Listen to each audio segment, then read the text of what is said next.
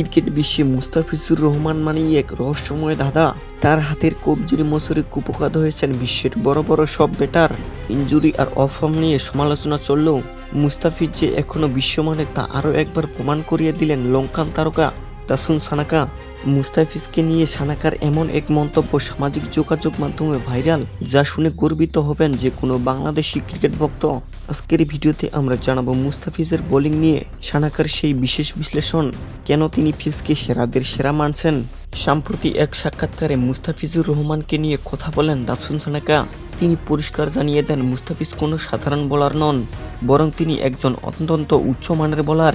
সানাকার মতে বর্তমান ক্রিকেট বিশ্বে খুব কম বোলারই আছেন যারা মুস্তাফিজের মতো চাপের মুহূর্তে ঠান্ডা মাথা রেখে সঠিক জায়গায় বল ফেলতে পারেন।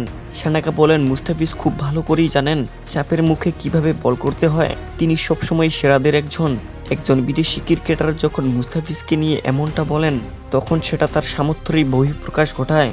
কেরিয়ারের বিভিন্ন সময়ে মুস্তাফিজকে নিয়ে অনেক সমালোচনা হয়েছে, অনেকেই তার ফর্ম নিয়ে প্রশ্ন তুলেছেন, কিন্তু সানাকার এই মন্তব্য সমালোচকদের জন্য এক বড় জবাব। সানাকা মনে করেন প্রতিভার কোনো শেষ নেই এবং মুস্তাফিজের মতো জাদুকরী বোলাররা হয়তো নিয়মিত সেরা ফর্মে থাকেন না, কিন্তু তারা যখন ফিরে আসেন তখন প্রতিপক্ষকে তছনছ করেই ছাড়েন।